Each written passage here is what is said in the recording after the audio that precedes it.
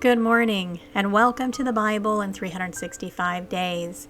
This is episode 151, and today we start the book of Job. I'll be reading chapters 1, 2, 3, 4, and 5. Today's prayer is from plow.com for June 7th. Lord our God, our refuge forever, bless us who have gathered in your presence and who turn to you in all distress, not only in our personal need, but also in the distress of the nations and peoples of the whole world. Grant that we may be your children, with a simple faith that gives us strength to go on working even when life is bitterly hard. We thank you for giving us so much grace, for helping us and never forsaking us, so that again and again we can find joy and can glorify and praise you, our Father. May your name be praised from heaven above and among us here below.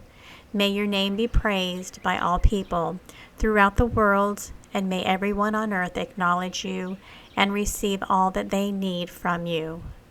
Amen. Chapter 1. And there was a man in the land of Uz whose name was Job. And that man was perfect and upright, and one that feared God and eschewed evil. And there were born unto him 7 sons and 3 daughters. His substance also was 7,000 sheep, 3,000 camels, and 500 yoke of oxen, and 500 she-asses, and a very great household, so that this man was the greatest of all the men of the east. And his sons went and feasted in their houses, every one his day, and sent and called for their 3 sisters to eat and to drink with them. And it was so. When the days of their feasting were gone about, that Job sent and sanctified them, and rose up early in the morning, and offered burnt offerings according to the number of them all. For Job said, It may be that my sons have sinned and cursed God in their hearts. Thus did Job continually. Now there was a day when the sons of God came to present themselves before the Lord, and Satan came also among them. And the Lord said unto Satan, Whence comest thou? Then Satan answered the Lord and said, From going to and fro in the earth, and from walking up and down in it. And the Lord said unto Satan, Hast thou considered my servant Job, that there is none like him in the earth, a perfect and upright man, one that feareth God and escheweth evil? Then Satan answered the Lord and said, Doth Job fear God for naught? Hast not thou made a hedge about him, and about his house, and about all that he hath on every side? Thou hast blessed the work of his hands, and his substance is increased in the land. But put forth thine hand now, and touch all that he hath, and he will curse thee to thy face. And the Lord said unto Satan, Behold, all that he hath is in thy power, only upon himself put not forth thine hand. So Satan went forth from the presence of the Lord. And there was a day when his sons and his daughters were eating and drinking wine in their eldest brother's house. And there came a message unto Job, and said, The oxen were plowing, and the asses feeding beside them. And the Sabines fell upon them, and took them away. Yea, they have slain the servants with the edge of the sword, and I only am escaped alone to tell thee. While he was yet speaking, there came also another and said, The fire of God is fallen from heaven, and hath burned up the sheep and the servants, and consumed them, and I only am escaped alone to tell thee. While he was yet speaking, there came also another and said, The Chaldeans made out 3 bands, and fell upon the camels, and have carried them away, yea, and slain the servants with the edge of the sword, and I only am escaped alone to tell thee. While he was yet speaking, there came also another and said, Thy sons and thy daughters were eating and drinking wine in their eldest brother's house. And behold, there came a great wind from the wilderness, and smote the 4 corners of the house, and it fell upon the young men, and they are dead. And I only am escaped alone to tell thee. Then Job arose, and rent his mantle, and shaved his head, and fell down upon the ground, and worshipped, and said, Naked came I out of my mother's womb, and naked shall I return thither. The Lord gave, and the Lord hath taken away. Blessed be the name of the Lord. In all this Job sinned not, nor charged God foolishly. Chapter 2. Again there was a day when the sons of God came to present themselves before the Lord, and Satan came also among them to present himself before the Lord. And the Lord said unto Satan, From whence comest thou? And Satan answered the Lord and said, From going to and fro in the earth, and from walking up and down in it. And the Lord said unto Satan, Hast thou considered my servant Job, that there is none like him in the earth, a perfect and upright man, one that feareth God and escheweth evil? And still he holdeth fast his integrity, although thou movest me against him, to destroy him without cause. And Satan answered the Lord and said, Skin for skin, yea, all that a man hath will he give for his life.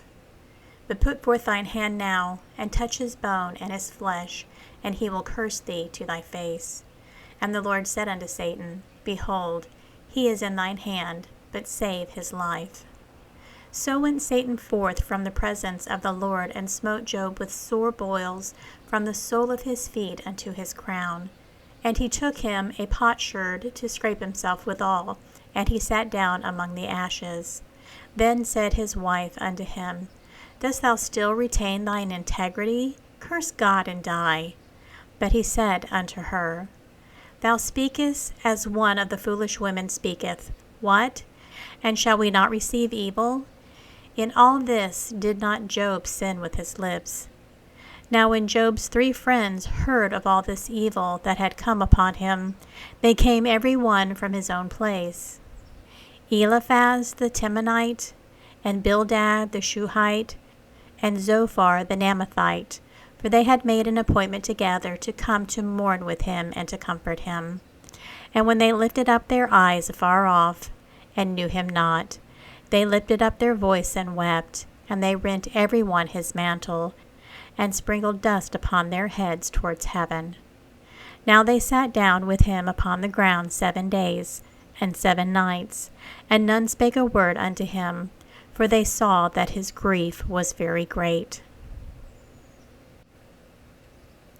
Chapter 3. After this opened Job his mouth, and cursed his day. And Job spake, and said, Let the day perish wherein I was born, and the night in which it was said, There is a man-child conceived. Let that day be darkness, let not God regard it from above, neither let the light shine upon it. Let darkness and the shadow of death stain it. Let a cloud dwell upon it.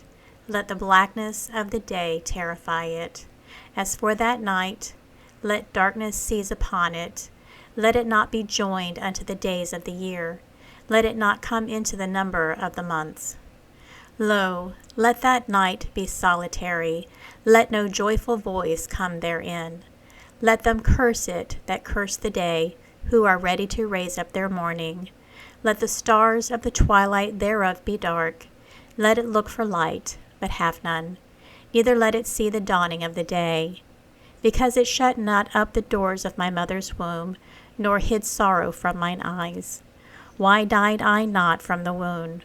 Why did I not give up the ghost when I came out of the belly? Why did the knees prevent me, or why the breast that I should suck? For now should I have lain still and been quiet, I should have slept, then had I been at rest. With kings and counselors of the earth, which built desolate places for themselves, or with princes that had gold, who filled their houses with silver. Or as a hidden, untimely birth I had not been, as infants which never saw light. There the wicked cease from troubling, and there the weary be at rest. There the prisoners rest together, they hear not the voice of the oppressor. The small and the great are there, and the servant is free from his master.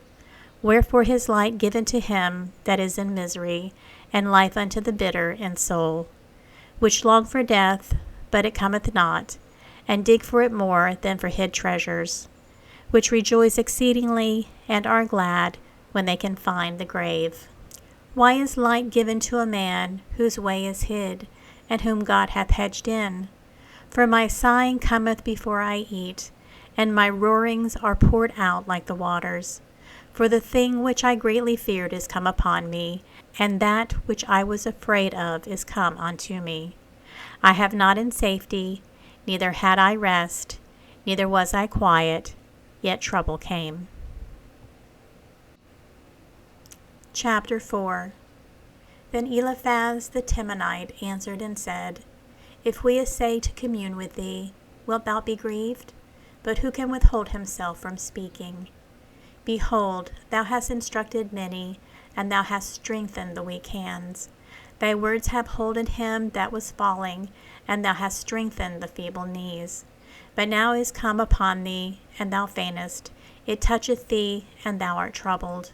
Is not this thy fear, thy confidence, thy hope, and the uprightness of thy ways? Remember, I pray thee, whoever perished, being innocent, or where were the righteous cut off? Even as I have seen, that thou plough iniquity, and sow wickedness reap the same. By the blast of God they perish, and by the breath of his nostrils are they consumed. The roaring of the lion, and the voice of the fierce lion, and the teeth of the young lions are broken.